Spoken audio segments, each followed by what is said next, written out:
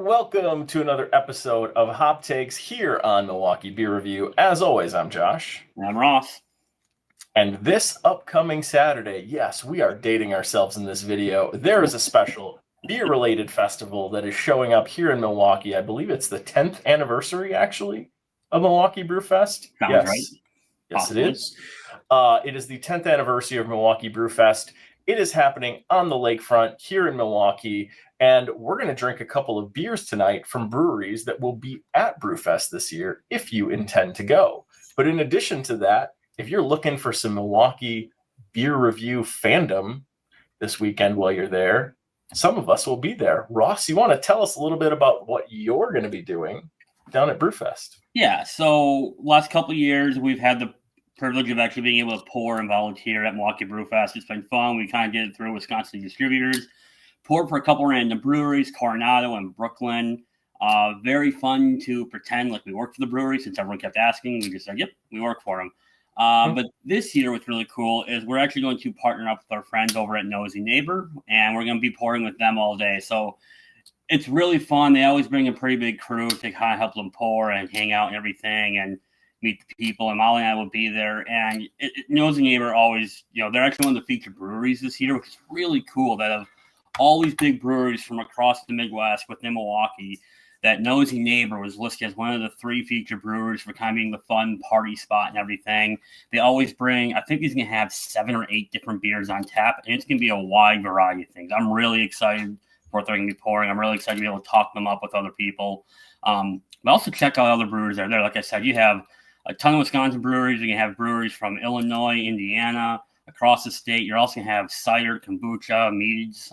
They feature everything there. It's a great time. Strongly suggest checking it out. If you don't have tickets, look into it. There's VIP tickets. You can get there a little later for general admission.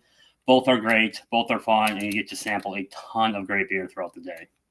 And pace yourself. Yeah. Because you can definitely get tipsy. Even though you're only getting little pours, you can get tipsy. Yeah.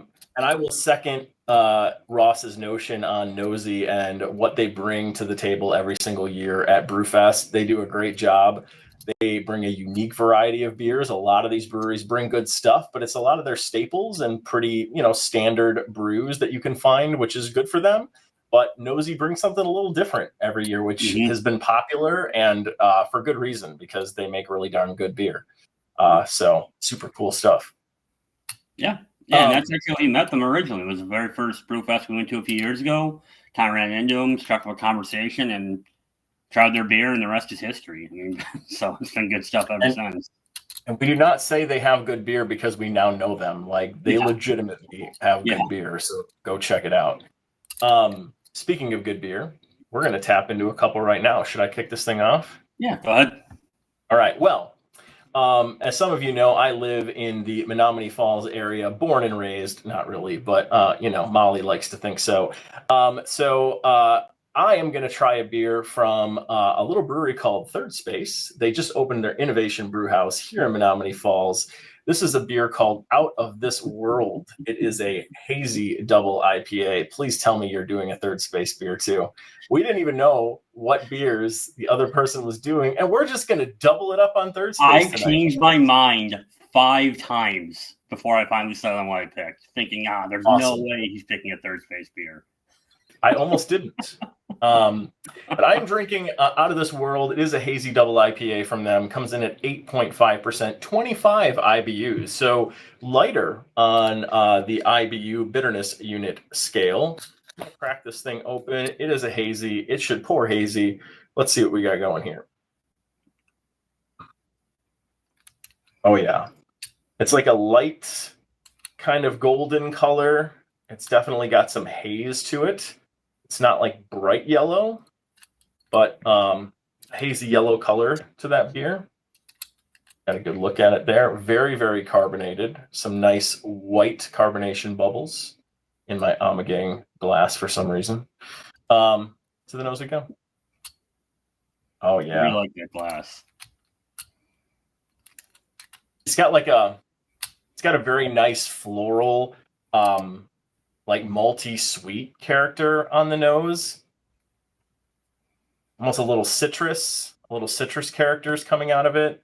Not super bitter on the nose either, which makes sense based on what you're seeing from an IBU perspective. Not that that's what gives you the scent of hops on the nose, but let's try this thing out.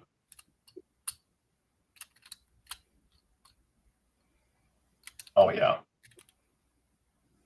Super easy drinker.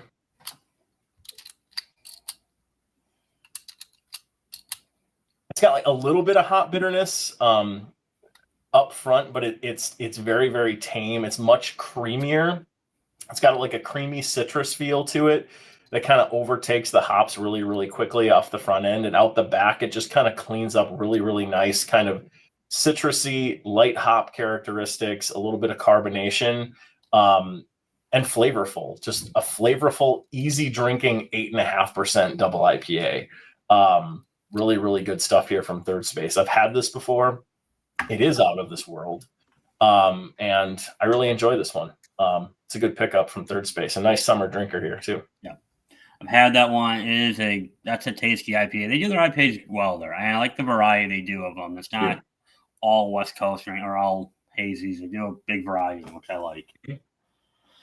All right, well, more Third Space because we don't talk before we do things. So I picked up one. We actually picked this up a little while ago. We still had a couple left over. It was a beer that they used to do pretty often. I believe they took a break on it and they brought it back just this year. I'm excited because I really like it. Is their Java Blanca. So it's coffee cream ale. So for those that don't know, this is a 7.3%. So it's a little bit of a kick up from a cream ale. Coming at 30 IBU, which obviously if you get something with coffee, you can get a little bitterness to it. But what I like about this is, as you'll see, it's obviously a coffee beer. That doesn't look like a coffee beer. It pours relatively light, pours like a cream ale, which I think is always unique. And I think back to like the amorphic beer that won a March Madness tournament this year. They had that similar that coffee lager, which just messes with your palate. You know, you smell everything, and you're thinking dark stout, type thing. But then you look at it, just doesn't look the part. So, pours really nicely, pours like a cream ale. It doesn't look like much, but to the nose I go. So good coffee notes, a little bit of brightness behind it, kind of a little bit of like you get a little bit of that cream ale behind it and everything. It's not punch you in the mouth type coffee smell, but it's definitely there. It's definitely the star. And it's good coffee. I believe it is Stone Creek coffee, so it's a solid coffee. Obviously coffee's a star. There's nothing else really to come off of it. Cream ales don't have a big nose or anything. So, all right. Cheers. Cheers.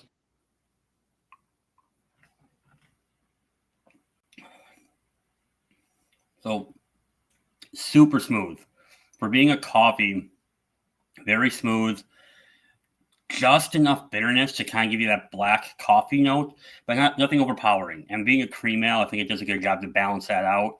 No sweetness or anything. It says cream. There's not actually like a cream taste to it. It's just that cream ale, that light beer that you get. Definitely a sipper though. Like this is not what I would definitely call like a summer beer. It's probably more of like a fall or early spring beer. Yeah. It is a little warming in this one. It's got that coffee taste. But really, really good.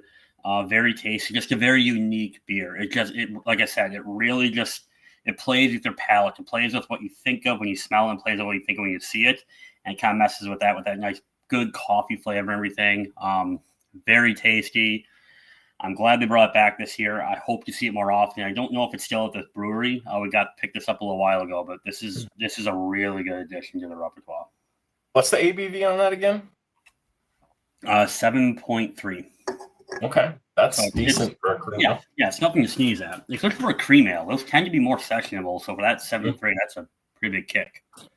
It's so funny that we both picked Third Space. You picked a cream ale.